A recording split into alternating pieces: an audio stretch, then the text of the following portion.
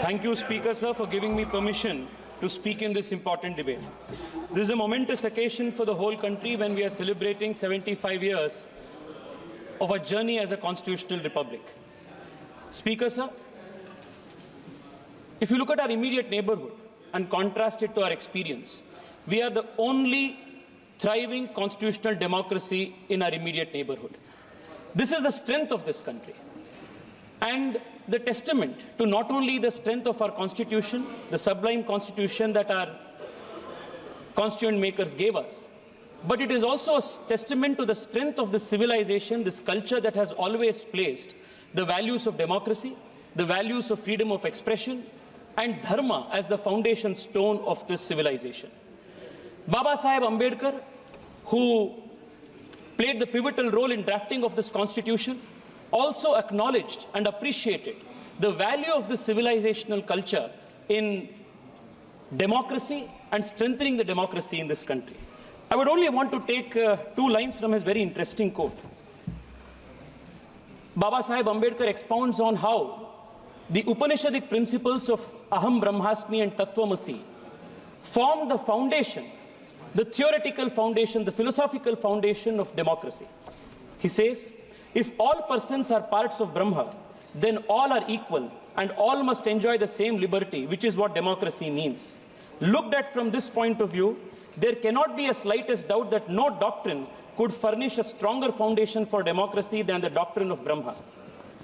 He also further goes and says, when Western students of democracy have spread the belief that democracy has stemmed either from Christianity or from Plato, and that there is no other source of inspiration for democracy.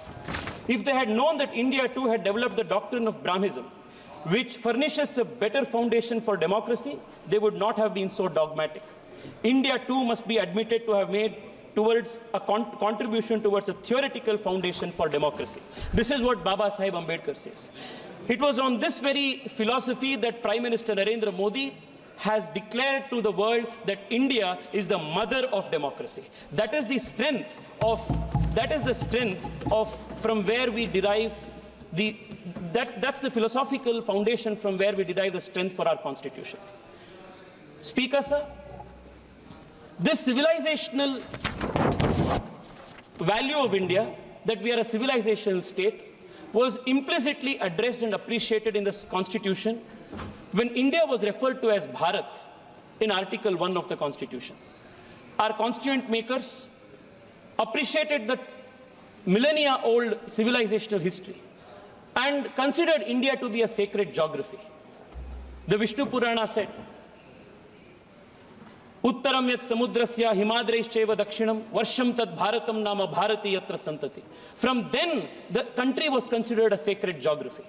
But unfortunately, Speaker, sir, starting from the first Prime Minister in the Congress party, Pandit Nehru, to the communists and the others who followed, India was not considered a sacred geography because they did not have the civilizational worldview that India was a millennia-old state.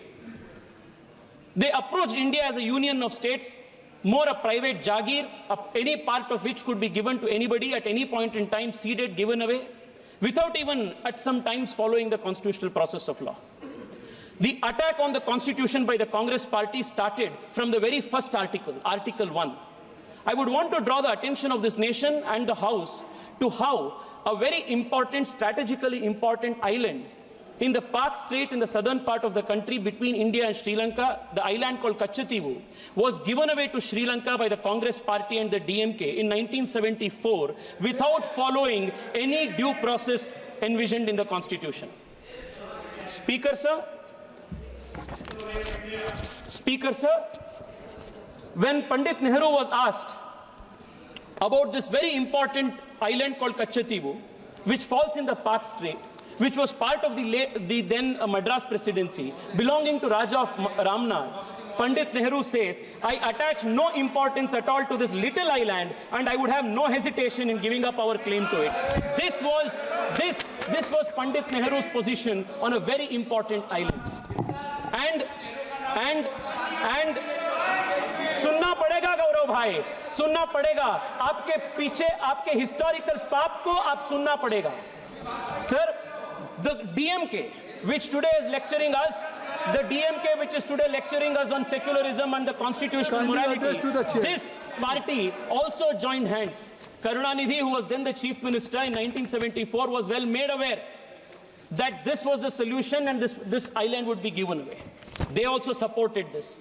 And in 1974, without bringing an amendment to the Constitution, because Article 1 and Article 3 of the Constitution mandates that if there is any change in the territory of India, that has to be brought before the Parliament.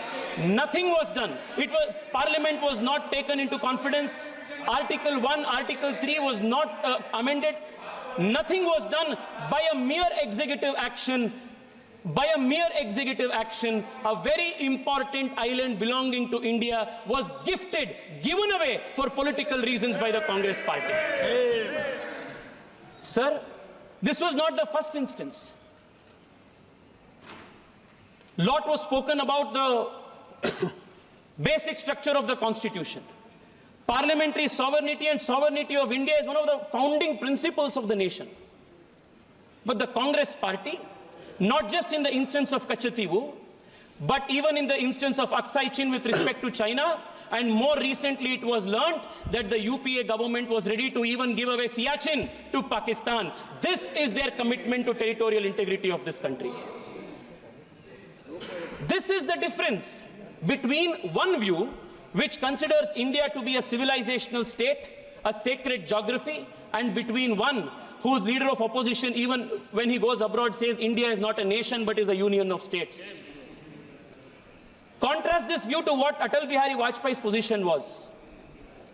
ये अर्पण की भूमि है, ये तर्पण की भूमि है, इसका कंकर कंकर शंकर है, इसका बिंदु बिंदु गंगा जल है. This is the difference between the BJP, which is the protector of the constitution, protector of our territorial integrity, and other political parties like the Congress, which considers India not as a civilizational state, not as a nation, but as a mere hodgepodge union of states. This is an attack on the Constitution, Adhyakshi. Adhyakshi,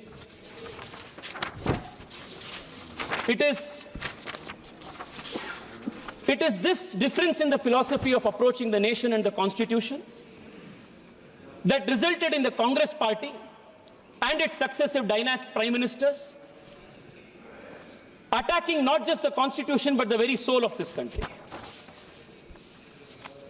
The forcible insertion of socialist and secular in the Indian Constitution during the 42nd Amendment was not the first attempt at introducing these two ideas in the Constitution and making the Constitution rigid.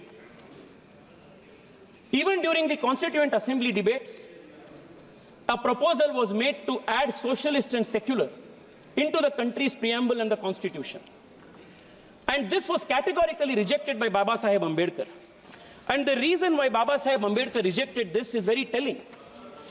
Baba Saheb Ambedkar, while rejecting the proposal to add socialist and secular, makes this very important observation.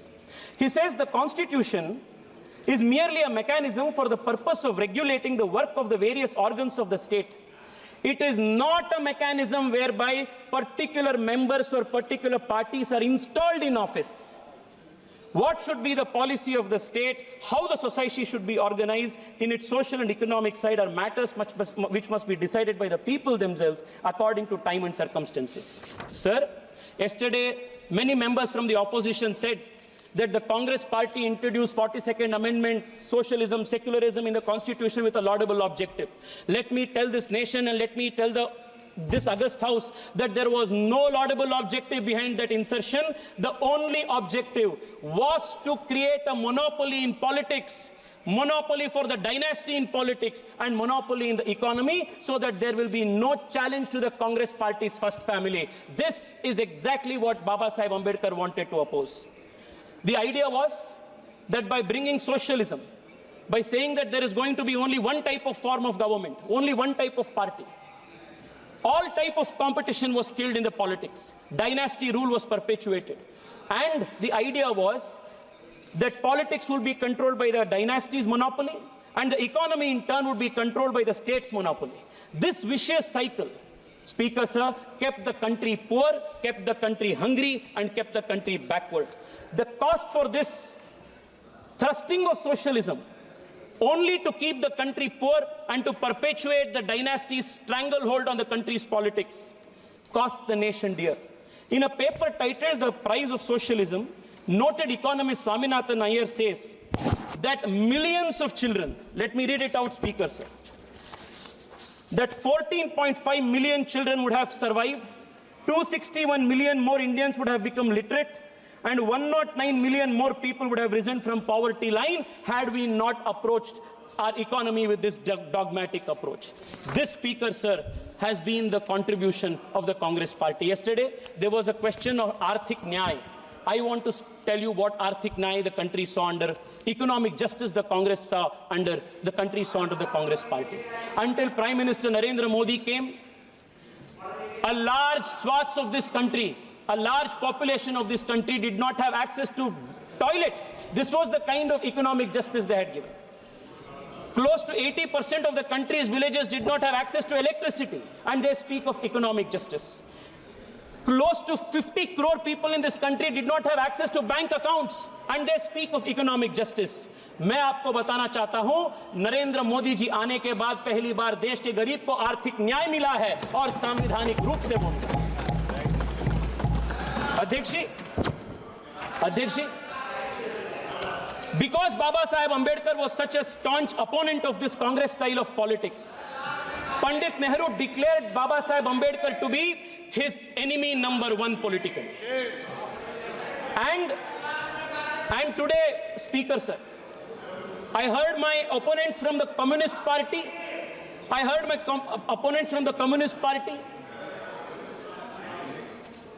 state that the RSS was against the Ambedkar and Ambedkar's constitution.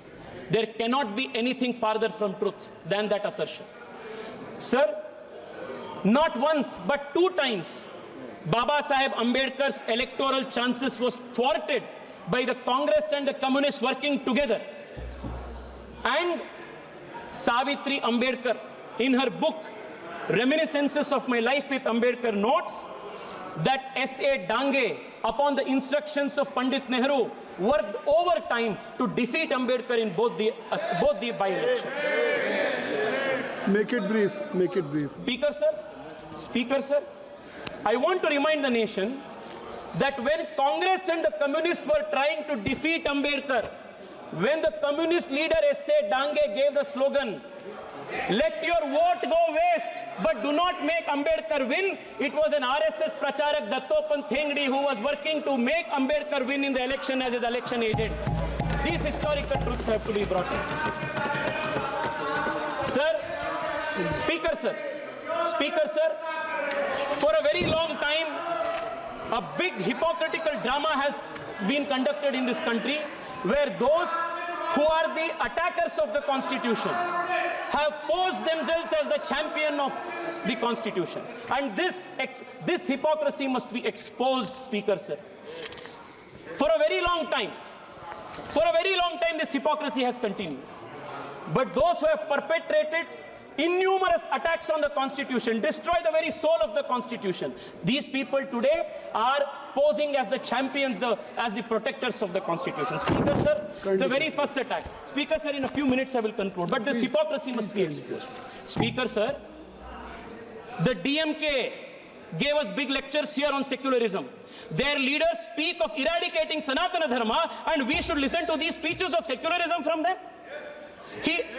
The DMK leaders, the leaders from the DMK, Speaker, sir, are speaking about constitutional morality. On 26 November 1957, their fountainhead of inspiration, Periyar, burnt the Constitution, and 200 of those followers were arrested. And from these people, we have to learn lessons of constitutional history and morality. Speaker, sir, the very first attack on the Constitution was made by Pandit Nehru when he curtailed the freedom of expression of people. Very first attack. And who was protecting the Constitution? Then it was Shama Prasad Mukherjee. Speaker, sir, imposing emergency, suspending fundamental rights, arresting 1 lakh opposition leaders, forcible sterilization of 1 million people, imposing emergency. Speaker, sir, this is the legacy. This is what is attacking the Constitution. Despite being banned, the RSS and the Jansangh fought to restore democracy in this country. This is protecting the constitution. Speaker, sir, Article 356 is misused more than 90 times. Democratically elected governments were removed at the whim of the leaders. This is attacking the constitution. Sabka Saath Sabka Vikas, a Team India approach, GST Council. This is Narendra Modi's style of protecting the constitution. Speaker, sir, rejecting the Speaker, sir, just 3 minutes. Speaker, sir. I'm concluding in 3 minutes.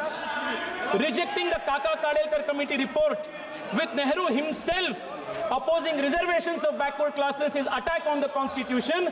Granting constitutional status to the National Commission of Backward Classes is protection of the constitution. Opposing Mandal reservation. Well, Rajiv Gandhi made his longest speech. That is attacking the constitution while introducing OBC reservations in NEET exam, Navodaya Vidyalaya, implementing EWS reservation is the protection of the constitution. Speaker sir, 2 minutes, please. Speaker sir, एक तो important विषय, 2 minutes. Speaker sir, perpetuating dynasty politics is an attack on the constitution, while the Prime Minister's vision of bringing 1 lakh new youth into politics is protection of the constitution. Thank you very much. Speaker sir, the Congress introduced the Waqf Act. You are the Speaker sir, you are the chairman of the Waqf JPC. You must give me a minute on this. Speaker sir, आप JPC के chairman हैं, Speaker sir, lot was spoken about secularism. What was the pervert brand of secularism that the Congress party thrusted on this country? A Muslim could be Muslim, a Christian could be Christian, but a Hindu had to be secular. Yes. This was the kind of one-way secularism that the Congress party introduced. Speaker sir, in Karnataka, the place called Anubhava Mantapa, which is Speaker sir, Anubhava Mantapa, the place of Basavanna, where Basavanna showed the principles of democracy, the philosophy of democracy, that is under Waqf occupation today because of the Congress party enabling legislation. Speaker sir, I only want to conclude by saying this. Speaker,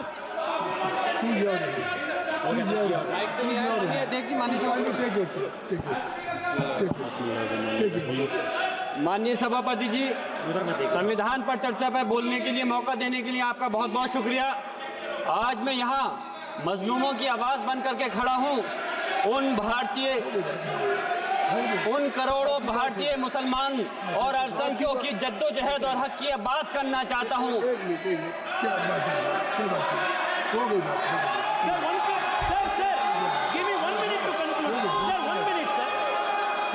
sir, मैं अब ये आवाज आप 1 minute लीजिए, conclude करने के माननीय सभापति जी, मैं आपका बहुत बहुत शुक्रिया अदा करता हूं मुझे बोलने का मौका दिया। Democracy when you imposed emergency.